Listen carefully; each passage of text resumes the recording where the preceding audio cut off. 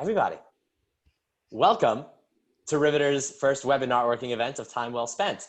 If you are not speaking, please put yourself on mute just so we can have as much focus on our speakers as possible. And let's get going. I'm so happy you guys are here. I want to introduce our two magnificent speakers today. Mary Papagiannis. I practiced that last name. How do I do, Mary? Fantastic. Yes, got it. And Stacey Stratton. Thank you to you both so much for joining. Let's start by asking the same question I asked of everybody else. Let's start with Stacey. 60 seconds, Stacey. Tell me about yourself. No pressure. Thanks, Adriel. I found this out that he was going to ask this question about 60 seconds before you guys all did. So, well, thank you. First, I just want to thank Adriel for having us today. I hope this is really informative, and this meant to be like I'm a straight shooter, so ask any questions that you have. But just a little bit about myself. My name is Stacey Stratton. I'm the president and CEO of True Talent Group. It's a Minneapolis-based boutique staffing and recruiting firm. We do marketing, creative, and digital, but I've done a wealth of different positions during my career. I've been in the business for 17 years and then started my own company 12 years ago in my basement with the hopes to do recruiting in a different way, a fresh and a friendly way. And so, again, we've been here Minneapolis-based 12 years, and just life's mission is to inspire, help, and other people through the knowledge that I've gained. So thank you all for having me today. All right, I love it. Well done. Mary, 60 seconds. Tell me about yourself. All right, let's go. So I'm Mary Papagiannis. I'm coming to you from Toronto, Ontario, Canada. I have been in talent for about 11 years. I've been in HR for about 8 years. I am currently the head of people at Tread, which is a construction tech platform, and the founder of Campfire, which is an HR consultancy for startups based in Canada. I touch on all aspects of the employee experience, so whether it's hiring, onboarding, engagement, everything you can think of is kind of part of my day-to-day, and all with a big focus on DEI as well. So it's a little bit about me. All right, very cool. So let's start top of the funnel, right? We're going to talk about being different. That's our goal here. Let's start top of the funnel. It starts with getting noticed in the beginning, just the application, getting to the interview. Mary, tell me about the people who you guys do invite in for interviews, which is a really competitive slot. What do you notice about them, be it resumes, cover letters, social media, things about them, the individuals, that actually gets you to invite them into the interview? Totally. So I think, across all of those things, the part that stands out the most is people just being themselves. So, and that can show up in different ways. So, whether if it's in the interview stage, really focusing on your experience, and, not trying to give us the most rehearsed answer that you pulled up from Google, whether if it's in the resume or cover letter stage, really talking about who you are, not giving that kind of regurgitated dear sir or madam to whom it may concern, and having the exact same cover as everybody else. I am a driven professional with X amount of years of experience. I want to know what makes you you. What are you passionate about? Why are you in the role that you're in? Why do you want to make a career switch? All of those sorts of things, like focused on being authentic and really bringing yourself to the table. One question about cover letters. So probably the most contentious 2 words in recruiting. Stacey, cover letters. Write them, don't write them. People read them, they don't read them. Is there a one answer? I hate him. I know Mary's got a different, aspect on this, but when I get a cover letter, almost always it is addressed to another company. I was actually going to, I could show you examples of this all the time, but it's like, oh, thank you, I'm interested in the XYZ position, which is nothing about what they're applying for. So it's not addressed to True Talent Group. It's not the role that they're looking for. I think too, I think it's a waste of time. Mary, give me the other side of it. It's we have debate going on. All right, 2 minutes. So I hopefully think, not like the other night. I'll do my best to moderate. Yeah. Hopefully Adriel will be a better moderator. So I think, what we're kind of typically taught in school about your traditional cover letter is great for certain industries. If you're going into banking, if you're going to be a teacher, really more corporate environments. But if, for tech, for example, if we see that, I think, okay, this is probably not going to be a fit. Again, like, show your personality. I want to see, hey, hiring manager, or hey, if you can see on LinkedIn who has posted the role. So if someone says, hey, Mary, I'm really interested in this role because I've done XYZ. I'm really passionate about this in my role, and I really want to work for your company because of these things I've actually researched about, not just, oh, you have 5 global offices. That's not why you want to work for us. Like, if we focus on mentorship on our careers page, talk about that, like, show that you've kind of done your research, and again, tell your story. But don't have that, kind of template that you found on Google that looks exactly the same as everyone else's. And even with your cover letter or your resume, and tech specifically, like, don't be afraid to play with like a little bit of color and really stand out. If we're getting 400 resumes for one position, which is usually what happens, if you just have a standard black and white resume, it's not going to stand out as much as someone else who maybe, found a template that has a little bit of pop of color and has, more modern fonts, and just like has a little bit extra something that catches the eye to keep you on that resume for a little bit longer. Canva is a really great resource for that. Lots of free templates on there. Some are a little bit more out there, like floral backgrounds. I wouldn't go that much unless it's a creative position, but definitely take a look at Canva. There's some really, really great templates on there. See, this is what the people come for. Call me Bob Woodward. This is good journalism right here. 2 contentious opinions coming head to head. So moving, so we got, all right, so the resume, make it stand out, make it fit the position. The cover letter, do or don't. I guess there's still contention there. My view on it is, if, the way I approach job search, and, I was unemployed for 6 months after one of my previous companies went under. And what I did is I got super narrow. So I said, hey, I'm only trying to look for like maybe 20 companies exist, like what I'm looking for. So if I'm just applying to roles in 20 companies, not 100 of them, I can probably write cover letters. Cause like I'm swinging for the fences. I'm 1 in 20. And so maybe it's a little bit easier. If you're very broad in your search, maybe it becomes a little bit harder. Doug asked a good question here. Let's follow up on that. He said, what's your feeling on providing a bio, just like a 1-pager, here's me, instead of a cover letter? So maybe some like resume cover letter mesh. Is that right, Doug? Yeah. Yeah, I'll take that. I love that. And I love it when it's really well done, when you're taking a lot of information, putting it, simplifying it. But I'm Mary, I'm guessing you're thinking this too or whatever, but we were talking about it earlier, but when somebody says, seasoned marketing professional or talented, isn't everybody, right? Nobody's going to say, I suck at marketing and I want a job. So, really think about the ways that you can stand out. And I think a bio is a great way to do that. I would also include a lot of your wins, right? So,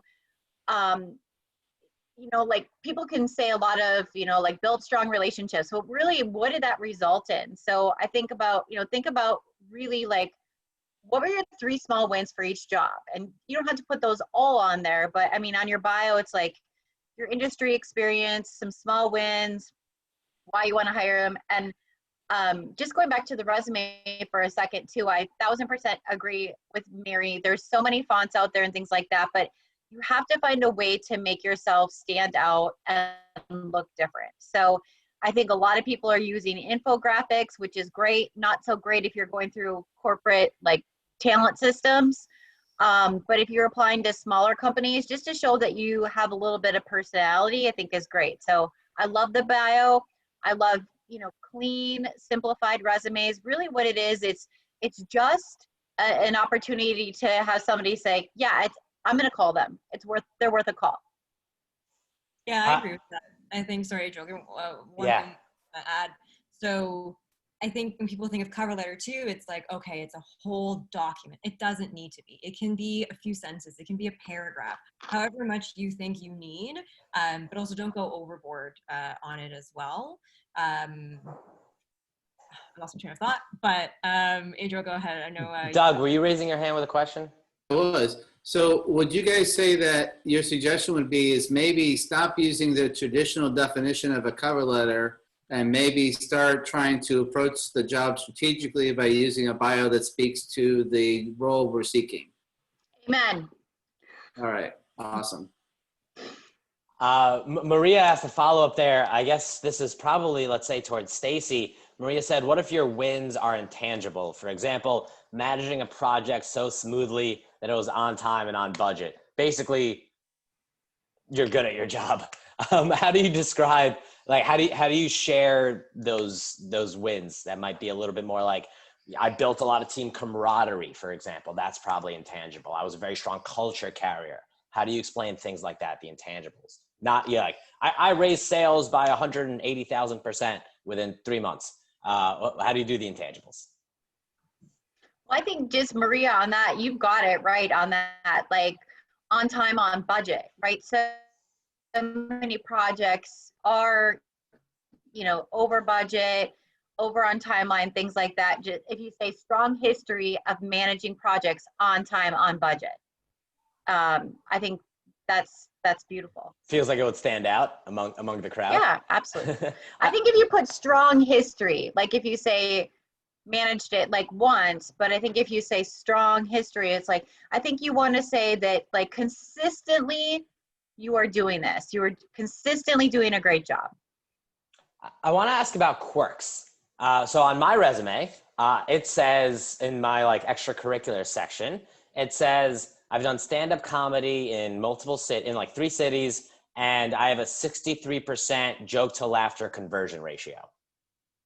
And that line, that one like 63% joke to laughter conversion ratio, has legitimately come up in multiple interviews, like, and people have responded like, hey, Adriel, we'd like to invite you for your interview. Like, P.S., you better make us laugh at more than 70%. Like, it comes up.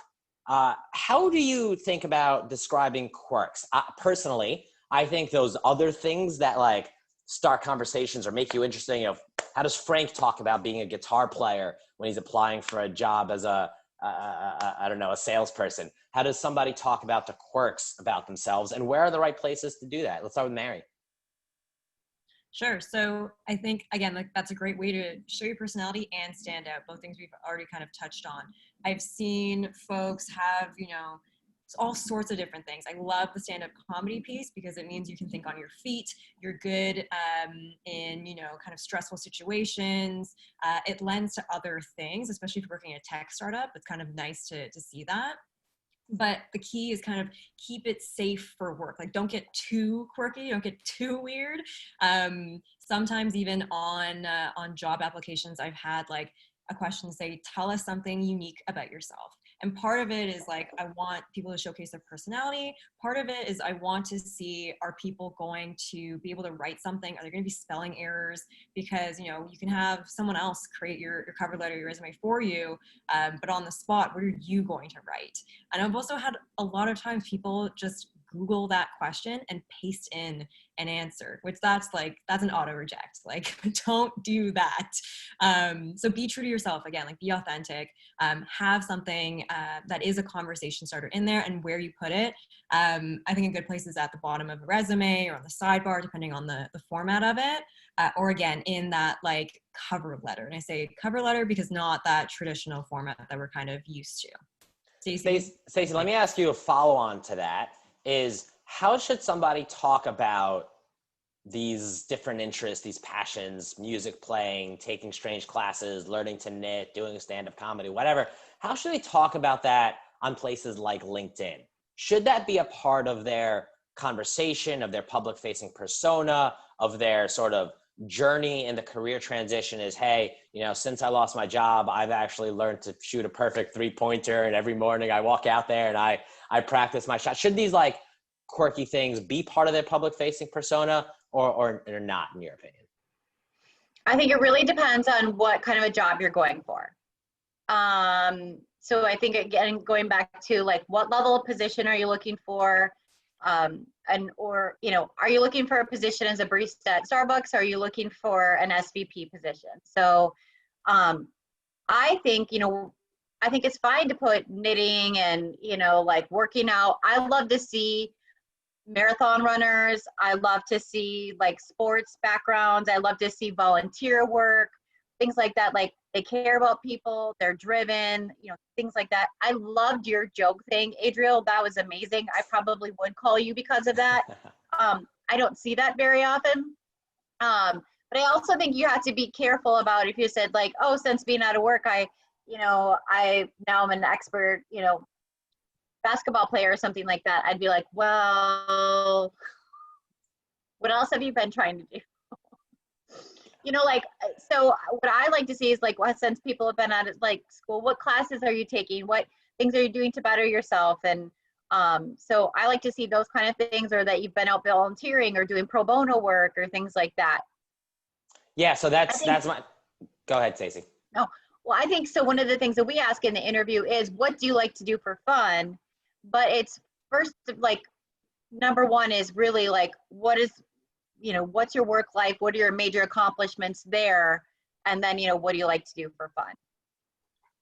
So share more about that. How should people talk about, you know, especially, so normally, right, in a regular economy, unemployment lasts for over 4 months for over 50% of people. It's not a 2-week thing where you like take a vacation, you come back, you're back on a job. That's normally. Now it's going on for longer periods of time for more people. How do you think, and we'll start with Stacey and then go to Mary, how do you think people should be talking about how they spend their time, what they do, what they learn, what they're doing with their time and network? How should people talk about that, both online, so be it on LinkedIn, on Twitter, and their public facing persona, and once it actually comes to the interview, when somebody says, so it looks like you haven't worked since COVID hit in March. What have you been doing? What are the two ways to talk about what you've been doing in those two lines? Yeah, so I think we have to remember that unemployment has gone from the highest that we saw it in March to the lowest we've seen it. So in April it was 8.7%. So we went from, 1.9% here to 8.7% in April. So I think, first of all, give yourself some grace. So know that if you're, looking for a job. I like to keep things, I don't know about Mary, but I like to keep things pretty professional and just, going, like, again, be real, be authentic. But I would say, if you haven't been, I'm a straight shooter, you got to be doing something to better yourself during this time.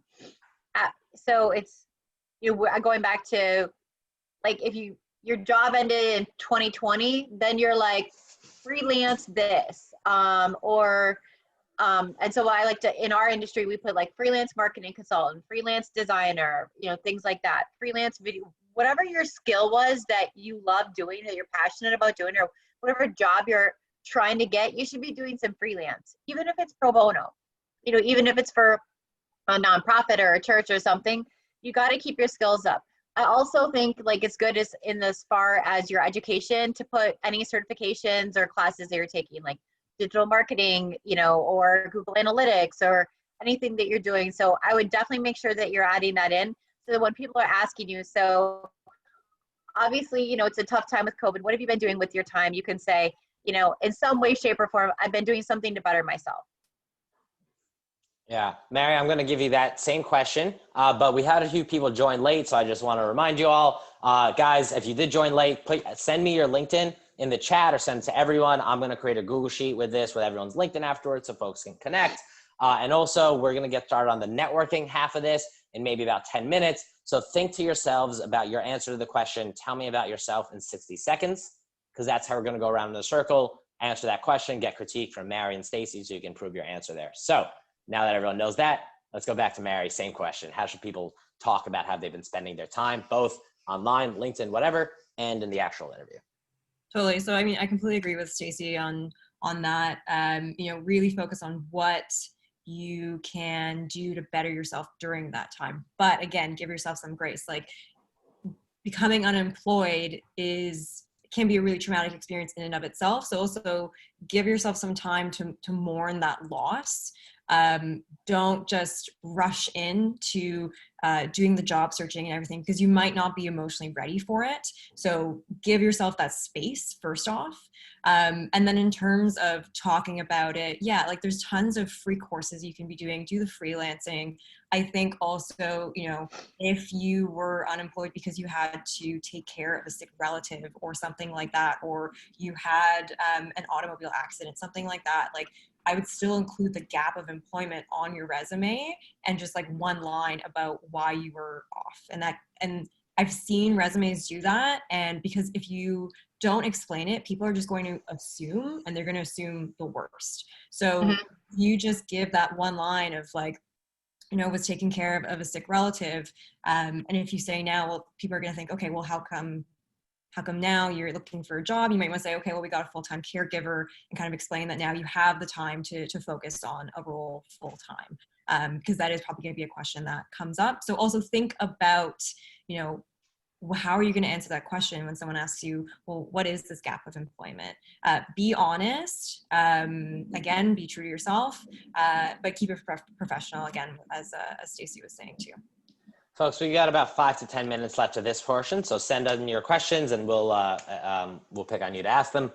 So if you have any questions for Mary or Stacey, send them on in. I want to double down on that. So one thing that we do at Riveter, I think about half the people here are Riveter members. I see Doug, Mary, Niven, a couple of others. Half are not. For those that don't know, Riveter connects unemployed Americans to discounted access to resources that help make unemployment positive and productive. So when you talk about education, both of you mentioned classes. We've got a dozen classes on there that we negotiated discounts for specifically for you. They're not like things we found online. That we went to this company and said, hey, people are requesting, Lean Six Sigma classes, design classes, coding classes, Google Analytics classes, and we got discounts in all of those. So it's one place to go look. But sharing your story is really, really important, no matter what it is. I was speaking with another recruiter at a separate event, and they were talking about how they actually really want to see mental, physical development, health, stability, positivity, because I mean, we all know it in our own version of it, but like this thing it's hard. Like, and every morning you got to wake up and you got to put on a smile and you got to network and you got to go to interviews and you got to say, today's going to be the day. And then you got to do that tomorrow. But whatever you can do to find positivity, stability, health, whether it's exercise, whether it's like, I know Mary talks to like 15 people a day and volunteers at veterans groups. I know Niven is moving now and also continues to take classes and is joining like this 8-week mini MBA program, like continuing to find both classes to help you stand out and talk about yourself, but also that positivity in other areas is super, super important. Adriel, can I backpack Stacey, on that for a second? hit me. That is one of the biggest things that I personally look for in placing people. And Mary, I don't know about you, but at the end of the day, if you're not passionate about what you do, if you're not excited about what you do, if you're not confident, and it can be so very hard during this time, right? We just don't know what's going to happen like the next minute. So it can be so very hard for even the most positive people.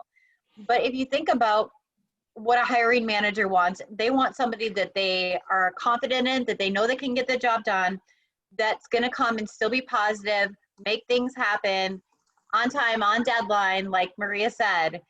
So even if you are just like, God, today is not my day, I said, turn that frown upside down on your calls for interviews, because again, they're really looking for people who are passionate about their craft.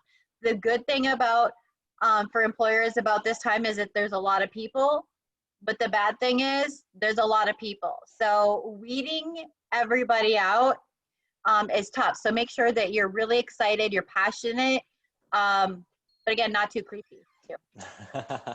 I like it. There's a question from Cece. Cece, you are unmuted. Would love to hear it. Hi. So my question is that I have been solo consulting for probably about 18 months. And for a year of that, I've been kind of on a regular gig with one particular company, and then 6 months with another company. And I've been playing with the idea of actually listing those two companies on my resume in addition to the solo consulting work, and just would like feedback on that idea. Mary, what do you think? Yeah, so I think, I'm a consultant myself. I would ask the companies first and foremost, and just to see, do they want that information out there? Because sometimes they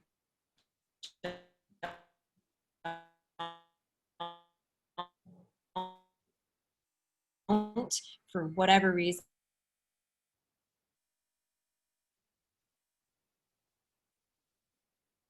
I usually don't list it. I just have a bigger brand that you want to be associated. Double check, and also depends on how your contract is framed too. If there's an NDA or anything in that, you might want to.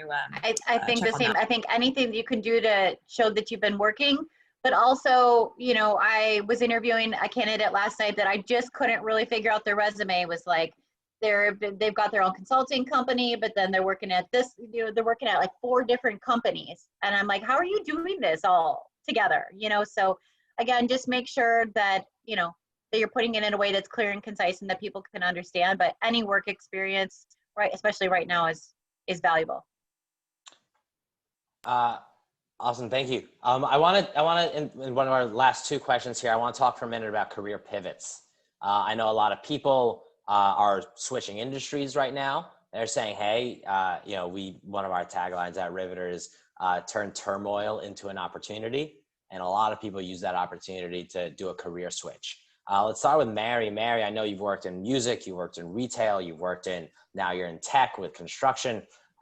When you think about a career pivot, what's your advice? 2 things. One, what's your advice for somebody to get started thinking about a new industry? I know somebody here has spent almost 30 years in retail. Let's say they wanted to switch and go into tech, for example. How do they start that process, start learning about that new thing? And second question, how do they describe their skill sets from a very different industry? If you went from music to tech, how did you describe how your skill set applies if you wanted to switch industries? Totally. So, okay. So when it comes to thinking about what you want to kind of do, what you want to switch into, think about, of all the jobs you've had so far, of all the experience that you've had, what are the parts that you've always really enjoyed? And so, even for myself, when I was in retail, I asked myself that question, and it came down to the hiring, the training. And so I thought, okay, well, what job is that? Which is, HR, people operations, and talent. So I went down that route.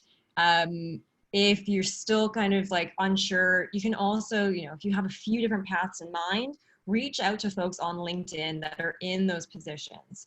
Obviously right now people are really busy with COVID. They're really stressed out. So you might not get a super high response rate, but just keep trying.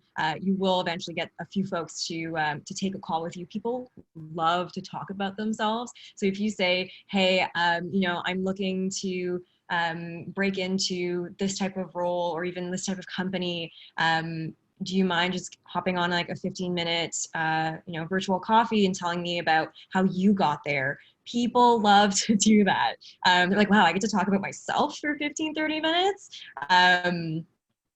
Again, don't get too discouraged if people aren't replying, just because it is a stressful time for folks, but that is a huge way to network as well. Now in terms of, okay, you've found the position, how do I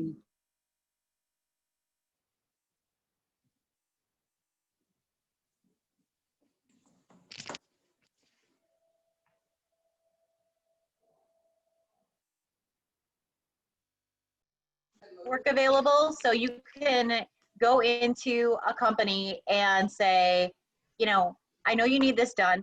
I'm willing to, to do it at a reduced rate or do whatever it is. Take a chance on me. If you hate me, you don't have to hire me. But if I do a great job, so I think take a chance on that. And I think the interviewing thing is huge. I actually even did that before I started my own company, just to say, do I really want to do this? Can I do this? Like what? So I interviewed 5 other business owners, non-competing in my space, to say, what advice would you give me? How did you get here? What things should I avoid? Things like that. Again, 1,000% married people love talking about themselves. So you say, I'll send you a virtual coffee card or something like that. Could you spend a couple minutes with me? You'd be surprised at who responds. All right, so the internet kicked me off for a few minutes. I don't know if anyone noticed, so let's just move along. It looks like Stacey and Mary did a great job carrying it forward. So thank you for that. I got one final question, and then we're going to move into the actual networking piece of it. Let's start with Stacey. Stacey, what is the one piece of advice that nobody in the world is going to give somebody except for you? What is one truly Stacey-esque piece of advice? Oh shit, Lisa, you're on the call. What? Oh shit's a good Lisa's answer. on my team. She always would say. So one of the things that I would say that I say a lot is, especially to people who might come off negative, is to ask yourself the same interview questions that you know are going to be asked. Voice memo yourself, play it back, and ask yourself, would you hire you? So I like that. what I think a lot of times people don't know, like, oh, I talked negatively about a client. I was kind of down in the dumps that day. I wasn't very sure about my skills when somebody asked me. I wasn't ready for this interview, things like that. So I would voice memo yourself, answering those questions, and then say, okay, based on that, would I hire myself? That's really And awesome. keep going until you say yes. That's the important part. That's the important part. I actually really love that. It's a big sales thing. This big like sales guru dude of the 90s, Zig Ziglar. He used to say that all the time, that like you're not really learning to be a better seller unless you're recording every single conversation with a prospect and re-listening to it and saying, I spoke too long, or I answered that poorly, or I should have asked this question. Same thing with interviewing. Mary, what's the one most Papagiannis branded piece of advice that no one's going to get anywhere else? I can hear that you practice. It's fantastic. Thank you. I voice memoed myself. I got good. There you go. So I think like the biggest piece of advice I always give folks is just apply to the job. Like a lot of folks, and you know, there's been studies, especially women, will look at a list of job descriptions or look at a list of job requirements and say, I don't hit all of these. I'm not going to be considered. Why bother? Don't reject yourself from a job. If you genuinely think you can do it, even if you hit 50% of the requirements, just apply, because that's the first hurdle. And if you're not even getting past applying, you're not even getting to the interview or anything like that you're going to get stuck on potentially as well and need help with there. So at least just apply to the job. Now, if you are a junior person or you're an intern, don't apply to senior positions. Like, be realistic about it, but also don't underestimate yourself. Yeah, I love that. That's super interesting because, Mary, you probably know this, but if, not to play the gender game, but men will see a job description and they won't meet half the requirements and they'll still apply. And women, if they don't meet everything, they won't apply at all. So that was absolutely awesome experience, or great advice. Apply for the job. All right, guys, this has been a ton of fun. Mary and, excuse me, I'm having a difficult technical day today. There we go, I'm back. Mary and Stacey, thank you so much for joining us and for leading this. Guys, we have one part left, and this is not to say that wasn't the best part, but maybe this is the best part. What we're gonna do right now is we are going to break everyone up into two groups, two breakout rooms, and then everyone's gonna start by sharing what makes, tell me about yourself in 60 seconds. That's where we're gonna start. And then the rest of it will be kind of meandering around, getting to know each other, making sure, and seeing if anybody can help you follow in your goals. Then kind of like 2 to 3 minutes before the hour, I'll bring everybody back here. We'll say thank you very much. We'll give ourselves one giant cheer to crush it today. We do this in the morning because I want you to have an awesome rest of your Thursday. So guys, I'm gonna break you up. You'll be sent to a breakout room. I'll be popping in between the two of you. Remember, we're starting off with tell me about yourself in 60 seconds, and you'll get feedback from Stacey and from Mary. See you soon. Also a subject matter expert and leader of a data governance system. The last 7 years focused on third-party management. I managed all the external third-party vendors, and that's really one of my passions projects, was bringing on clients, working with them, setting them up for success. And that's what I'm looking to do in positions of senior account management. I'm Doug Ellebrock. Fantastic job. I love that you touched on working cross-functionally. You know, you talked about your role, how long you've been there, but you didn't just kind of give us the title, because business operations can mean so many different things. So you talked about your projects, you talked about your metrics, and also what you're looking for in your next role too. Really, really great job. I can tell you've really worked on that. Thank you. You're welcome. Anybody else? I know it can be nerve-wracking, but don't worry. There's only a handful of us. Yeah, this is Lisa. I'll go. I'm so glad to be here. Nice to meet everyone. I am a senior level creative and both a creative leader and a creative doer. And I have spent my career making brands work, making brands shine. I am a great developer of teams. I love working with people and enhancing each individual on the team for the best results. Thank you. And I have a contractor that just came to the door, so I need to sign off for a moment. Well, we'll take a note of our feedback. I'd love to hear it, you guys. I guess I could hear that. Do you want to grab the door, or? Well, I guess my husband just got the door, so I have a minute. This is the new normal, right? I think, you know, touch a little bit more on, you know, what it means to be creative. Like, the team part is fantastic. You want to go into a leadership role and have direct reports, but talk a little bit more about, like, you know, when you say making brands shine, like, what does that mean functionally? Are you, you know, creating the logos? Are you doing social media? Like, touch a little bit more on that kind of stuff. So a little bit more, be a little bit more specific. Yeah, and about those wins. Yeah. Thanks. Sorry, I better turn this off. It's too loud. Actually, before you do that, Lisa, I have one more note for you. So you're in the world of creative, right? Correct. Okay. So one suggestion I might make is that your background, I can see that picture behind you. It almost makes me want to start talking about it. So if there's something that you've done, put it there, because then you're leading me into a conversation about your work. And that's a great way to get a plug, saying, oh, did you do that? Yeah. Thank Very you. cool. Interesting. Did you do that, by the way? Yeah, I did way back in school. That was that's a couple awesome. years ago, but yeah, I did. There you go. So it could be one of those natural things is, as you can see, I did this back here. Right. And, you know, or color or art or outside, something's important to me. Make it more personal. Yeah, I think that's, you know, that's kind of what Mary was talking about earlier, is that, you know, how to be unique, how to really draw attention to yourselves, and pointing at your own work is always a great way to kind of put your brand out there. Yeah, thanks you guys. Really great feedback. I sure appreciate it. Awesome, Lisa. Thank you. All right, there's some tentativeness about who's gonna go next, so I'm gonna point at Stacey. Stacey, you spoke up earlier. I think you got what it takes. Let's hear it. Hi, I'm Stacey Strum, and I am based in Minneapolis. My background is in fundraising, marketing, and communications for nonprofit organizations. I love telling stories of organizations to help people better understand the work of an organization. I'm a versatile player. I have written lots of content. I've gotten into Google Analytics and social media. I have a wide range of skills that can translate into either nonprofit organizations or into smaller businesses.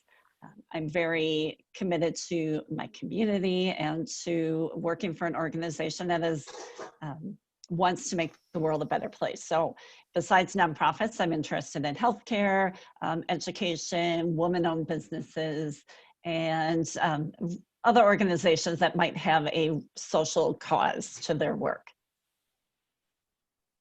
Such a great job. Like, I think a lot of people, I love that you expanded on what makes you versatile. I think a lot of people will just kind of stop there, again, being like, I'm a driven, whatever, but really diving into, well, what makes you that?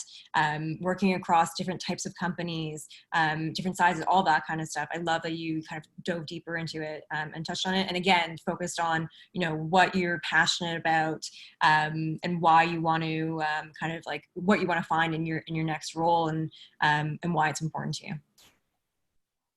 Thank you. Yeah, great job. Stacey, you did a great job. Unfortunately, the only thing is I see you in the shadows. Yeah, I know. You know, for about $18, Amazon sells a little ring light you can put that kind of points at you. It's not Good to as great, know. not as great for me where I have, you know, glasses, and so it really kind of stands out. But you don't have glasses, so it'll be perfect for you. Thanks for that suggestion. I changed rooms recently and have a whole lot of sunlight coming in the back and forgot to turn other lights off. So, but it's worth it to look at that lighting issue. Are you Yeah, I think sponsored you by could- Amazon, Doug? Well, Yeah, that's just a exactly plug? it, right? If anybody's here from Amazon, I will fully support your products and your services. But I think it's a LED ring light will be what you see, RING. Yeah, and then that way you get a great look on it, and you know, we all don't have the best lighting, so it's a way to kind of spruce it up a little bit. Yeah. All right, I'm going to point at Greg, but I'm also going to leave the room and check in on the other guys because clearly y'all are all pros. Don't worry, Greg, this is recorded. I'm going to listen to it later and email you cruel feedback. All right. My name is Craig Johnson. I'm up here in Albertville. The background that like, oh, I see you like so-and-so, like I'm a big fan, or if you can figure out any way to connect with those people, it's going to make your interview a lot smoother. But okay, Monica, you're next. Hi, I'm Monica. My career has been mainly in e-commerce and in the web design digital industry. I love being technical. I love working with developers and engineers, and I love working with clients and helping them meet their website needs and goals. I'm looking for an opportunity either in an agency, like a digital agency, or even like a large enterprise, like a Target or Best Buy. Either doing project management, which is what I have been doing the last 5 years, or doing something more in operations and being more technical within the platforms and tools and systems to, you know, help the clients run their e-commerce retail stores. That was great. Does anybody have any feedback for Maria or for Monica? Sorry. Do you have a specific geographic area that you're looking in, Monica? Right now I'm based in Minneapolis. Okay. I've been talking to recruiters that need people on the East Coast, West Coast. As long as it's remote, you know, I can work anywhere. Yeah, mainly focused in the Twin Cities, just because if we do go back in the office, I would love to, you know, be back in an office, but. Thank you. Mm-hmm. Yeah, I thought it was super focused. I mean, you were very clear about the industry. You were very clear about your skill set. Maybe I would have liked to hear like what your last gig was, or your favorite job was, or your like, you know, specifically I'm looking for a team that does this, or a project that looks like this, or a manager who lets me do this, or whatever. But I think there was a lot of clarity. I know where to go from there. You know, I know what I want to ask you more about. Thank you. It's great feedback. That's awesome. Adriel, I was just telling him about, you know, sometimes depending on who you're giving your spiel to, you might want to connect, like maybe you want to talk about where your hometown was, or your colleges, or things that you know you might have in common with them. Any way that you can figure out how to connect with people, because you know how you figure out like this connection that you have with somebody, and then all of a sudden the interview just breezes by. Yeah. Because you've already had that connection. But otherwise it can be kind of nerve-wracking. Yeah, so Mary, she and I did an episode of what we call Time Well Spent together, which I don't know who's seen it, but basically I interview folks who are out of work, and we talk about how do you spend your time, the positivity, the struggles, the whatever. And Mary, who just started a business, and she and I talked a lot about the similarities between being an entrepreneur and being out of work. And same thing there, Stacey, you know, number one thing in entrepreneurship or in sales is find a connection. Very clear example. My last job was at a self-driving car company. I was leading sales, and we were working with this like massive retailer. And like, I found out that the guy was from Norman, Oklahoma. And I don't know, someone said it as a joke or something about Norman, Oklahoma. And then I sent him as a gift on finishing the contract. I sent on his birthday. I sent him like Norman, Oklahoma firefighter squad, or like a mug that said like Norman high school dad, like just silly Norman, Oklahoma stuff. And it was like the bond that we built. And so whenever you can do enough research about somebody to figure out how to do that, you know, maybe I went too far with number one Norman high school dad, but I think he enjoyed it. Who wouldn't? And those are day breakers right now. Everybody needs a day breaker. Yeah. Actually, I just had a client too who was like, oh, I love your glasses or whatever. And I just sent them to her. I mean, they were $10. And she's like, that was the best part of my day when I got that. And so any little thing that you can do, I think, to set yourself apart, you know, and again, it was $10. Yeah. Yeah, to stand out. I do like your glasses. But you don't have to send me any. They're It's not a ploy. real. I'm just pretending I'm smart for Adriel. They're fashion glasses? They're blue light glasses. Oh, isn't it too early? Or you can use blue light glasses on any screen? Well, I mean, mainly I'm using them on the computer. I'm on the computer starting at like 6 a.m. every day. So, yeah. There's like a big like blue light. Anyone else ever use blue light glasses? No. No, Niven, I would have guessed. Do you Niven, still I use love it? it. Yeah, those are them, yeah. And they're just like, so you don't get headaches or something, right? Yeah, well, it's not good for your eyes being on screen all the time. Yeah, it gets you a bit of sleep, apparently. Does anybody else have any questions while we're hanging out?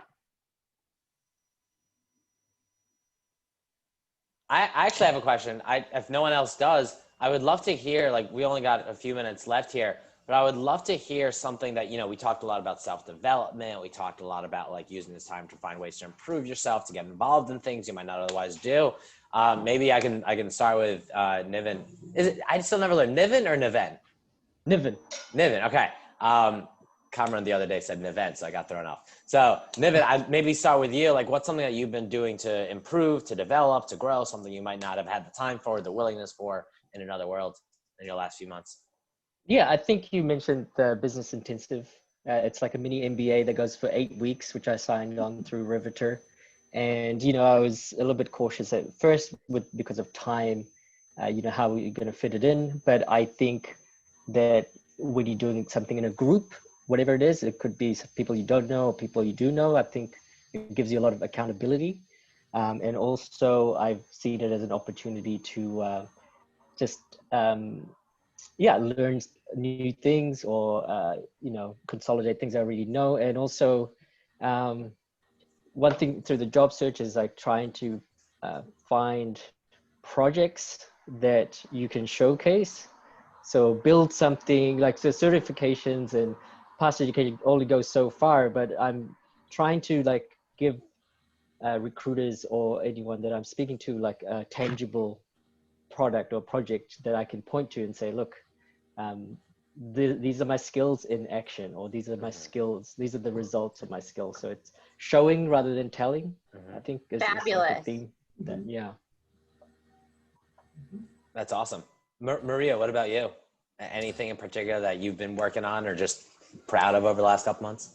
You know, I am just winding down from a project. It was working for a local dance costume company. They produce their own costumes here in Minnesota. They print about 155-page catalog. Wow. First we do a photo shoot. That took about 6 weeks.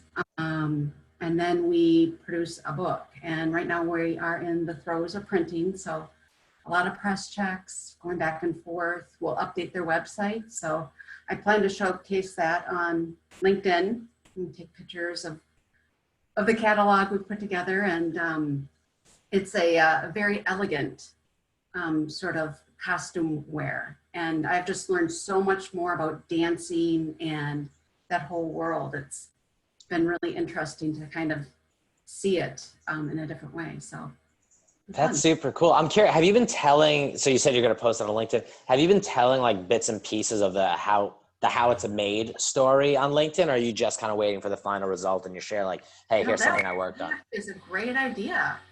I've never thought about like showing like bits and pieces of a project and then an actual reveal. It's one option. I think I personally like, I like things before they're finished because then, you know, a week later they change. One thing I do, and I think Niven actually listens. So I lost my job on April 1st, and then I started Riveter shortly thereafter, this company. And so I actually have a podcast where I very, very openly, probably more openly than I should, talk in like 10-minute chunks about what I'm working on, what's going well, what's going poorly, what's hard, what's easy, what's whatever. And I don't know, a couple of people listen, but I think like sharing the how it gets made portion is just, it lets people follow along. It lets people see you grow. Like every once in a while, somebody, after I have an episode about positivity, like I'm going to make one about this webinar, being like, yes, it went well. And people like send me emails or text messages like, I'm so happy, this is great. Like they kind of really participate in your growth, as opposed to just like, hey, cool project that you finished, and then move along. Yeah. This is Mary. I just want to add to that. I think that's a great way to continue engagement and to build. And I know that a new LinkedIn feature is those little circles at the top when you look on your mobile device in terms of stories, similar to Instagram. That would be a great way, Maria, to do something like that, to show it in little pieces, because those are just little chunks. If you use Instagram, it's a very similar concept. Yes. Oh yeah, and I just wanted to say too, guys, as far as setting yourself apart, somebody did this to me recently, and so I actually started doing it just for client development. But if you're on LinkedIn mobile, you go to message somebody, you can actually tape a video. And so you can tape a video and so just being the real authentic you, nobody else is going to do this, and just say, hey, hiring manager, my name is Monica. I'm here in the Twin Cities. I'm looking for this job. I noticed you have it posted. I would really love the chance to just grab coffee with you, for 5 minutes or, whatever. So people can see you, people can see that you're a real person, and it's something that you did to stand out amongst everybody else. So check that feature out on LinkedIn. It's pretty cool. All right, guys, so we're getting to that time. I'm going to close all rooms, hop back out, and then we'll all meet in the middle. See you in a minute. Sounds good. And Adriel joined in and then just reached out to me afterwards and said, really like what you had to say. Do you want to be part of this event? And I don't know, Adriel, how do you know Stacey? So I took a class shortly after I lost my job, and in that class was a guy, and the guy and I hit it off, and the guy also lost his job, and he was doing a project for Stacey, and he was like, yo, Stacey, meet Adriel, and then we've been friends ever since. So that one kind of worked out. All right, folks, is everyone back? I think everybody. It's all networking and connections, right? It's all who you know.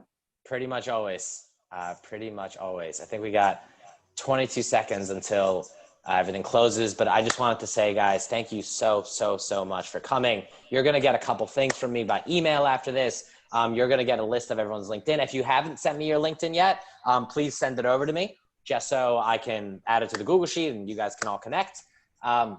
You're going to get a PowerPoint that Stacey put together that was very kind. You're going to get a little note about Riveter. If you are or not a member, sorry, might be double. Guys, you absolutely rock. I want you all to remember that you can use this time in a really positive way. You can use it to do interesting things. You can use it to meet interesting people. You can use it to take care of your health in a way you never would have otherwise. And this whole thing, this whole tough, frustrating, weird, annoying, once in a generation, hopefully, experience can actually be one. It's hard, but it could be one that you look back on and you say, you know what? I really grew as a person. I grew as a worker. I grew as a family member. I grew as everything during this time. And so I want to thank you all so much for participating in this. Mary and Stacey, round of applause. You guys absolutely stellar. So thank you so much. If you want to check out more events, sign up for Riveter. I send out emails with more events. We're going to have Olympians coming on events soon talking about perseverance. We're going to have like a live resume review thing where an actual resume dude is going to like go through resumes and see what you think. We're going to have a lot of fun and a lot of events. Thank you so much, everybody. I hope you have a magical rest of your week. I'll talk to you soon. Thanks for having us. Thank you. Have a great day, everyone. Bye everyone. Bye.